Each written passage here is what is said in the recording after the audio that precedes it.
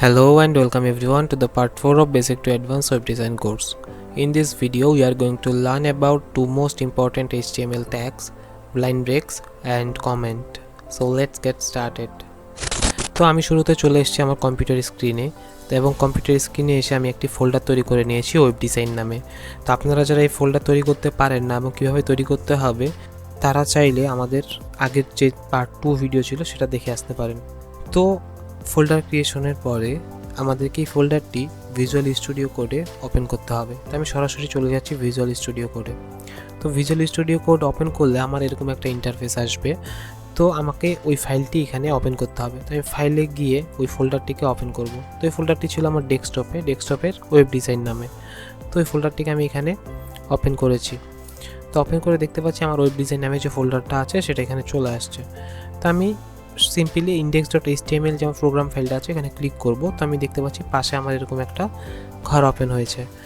তো এখন আমার HTML এর যে বেসিক ফরম্যাট সেটাকে আমার এখানে নিয়ে আসতে হবে, বা HTML এর যে বেসিক স্ট্রাকচার সেটাকে এখানে আনতে হবে। তো আমি সিম্পলি যদি শিফট 1 চাপি তাহলে আমরা একটা এক্সক্লেমেশন মার্ক দেখতে পাবো। তো এক্সক্লেমেশন মার্কটা চলে আসলে আমি ইন্টারফেস করলে আমার HTML এর যে বেসিক ফরম্যাটিং আছে সেটা চলে আসবে। আর এখানে যে স্ট্রাকচারটা আছে এটা সম্পর্কে আমি আমাদের গত ভিডিওতে বলেছি। তো এখন আমরা HTML এর যে বেসিক ট্যাগগুলো রয়েছে তার মধ্যে সবচেয়ে ইম্পর্টেন্ট যে ট্যাগটা সেটা হচ্ছে বা হেডিং ট্যাগ। তো হেডিং ট্যাগ মূলত 6টা, H1 থেকে H6 পর্যন্ত। তো আমরা যদি এখানে টাইপ করি H1 তাহলে দেখতে পাচ্ছি H1 নামে একটা সাইন আমাদের এখানে অলরেডি দেখাচ্ছে। আমি যদি এখানে ক্লিক করি তাহলে আমাদের H1 ট্যাগটা এখানে ওপেন হয়ে যাবে। আর আমি আগেই বলেছি যে কোনো ট্যাগের একটা ওপেনিং ট্যাগ এবং একটা ক্লোজিং ট্যাগ থাকে, কিছু ব্যতিক্রম ট্যাগ বাদ দিয়ে। তো সেটা সম্পর্কে আমরা আরও জানবো সামনের ভিডিওগুলোতে। আমি দেখতে পাচ্ছি H1 ট্যাগ এসছে। তো এখানে আমরা জাস্ট সিম্পলি লিখবো হ্যালো ওয়ার্ল্ড। তো আমি এখান থেকে একটা H1 ট্যাগ লিখেছি। এখন আমার এর আউটপুট আমি কোথায় দেখবো বা কীভাবে দেখবো? তো এর আউটপুট আমি 2 বা 3 ভাবে দেখতে পারি। তার মধ্যে একটি হচ্ছে এখানে যদি আমরা রান বাটনে ক্লিক করে আমরা এই যে স্টার্ট ডিবাগিং বা রান উইথাউট ডিবাগিং এই দুইটার মধ্যে একটা অপশন, যেমন স্টার্ট ডিবাগিংয়ে ক্লিক করি আর কোথায় ওপেন করতে চাচ্ছি সেটা আসছে। তো ওয়েব অ্যাপ ক্রোম, আমি ক্রোমে ওপেন করব। তো যদি ক্রোমে ওপেন করি তো আমি দেখতে পাচ্ছি আমার ক্রোমে ওই যে আমাদের H1 ট্যাগটা বা আমাদের যে ওয়েব ডিজাইন ফোল্ডারটা সেটার আউটপুটটা আমার এইখানে ওপেন হয়ে গেছে ক্রোম ব্রাউজারে। তো আমি দুটোকে পাশাপাশি নিচ্ছি। তো দুটোকে আমি পাশাপাশি নিয়েছি। তো এখন আমি দেখতে পাচ্ছি কি যে হচ্ছে আমাদের H1 ট্যাগের যে আমাদের আউটপুটটা ছিল সেটা এখানে আসছে হ্যালো ওয়ার্ল্ড। তো H1 ট্যাগ বা হেডিং ট্যাগ মূলত 6টা। তো আমি একে একে 6টা দিয়ে রাখি, তাহলে আমরা বুঝতে পারবো আসলে যে এদের মধ্যে মেজর ডিফারেন্সটা কোথায়।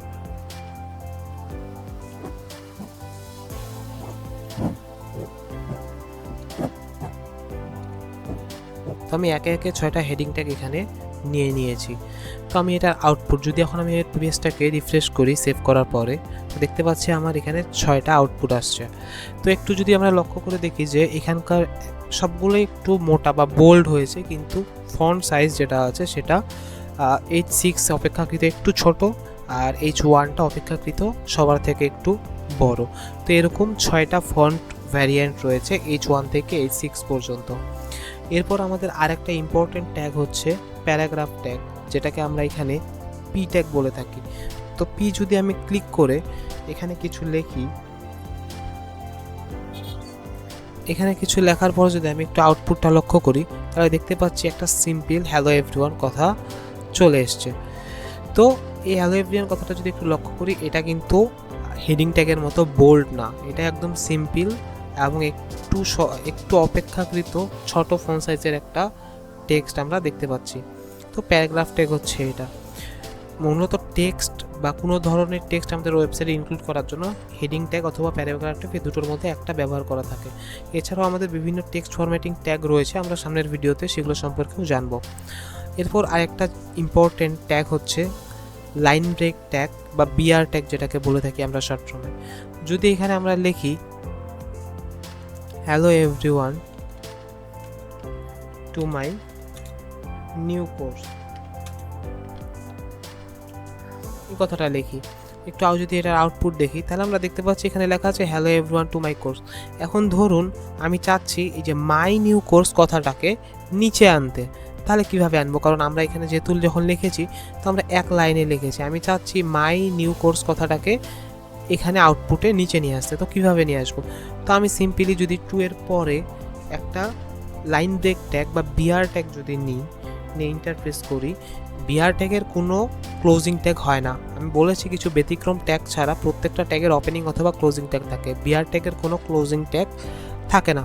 তো আমি যদি এখন আউটপুটটা দেখি, তাহলে আমি দেখতে পাচ্ছি মাই নিউ কোর্স কথাটা কোথায় চলে এসছে? নিচে চলে এসছে। তো আমরা চাইলে এভাবে বিআর ট্যাগ ইউজ করতে পারি। এরপর আমাদের আরেকটা ইম্পর্ট্যান্ট ট্যাগ হচ্ছে কমেন্ট।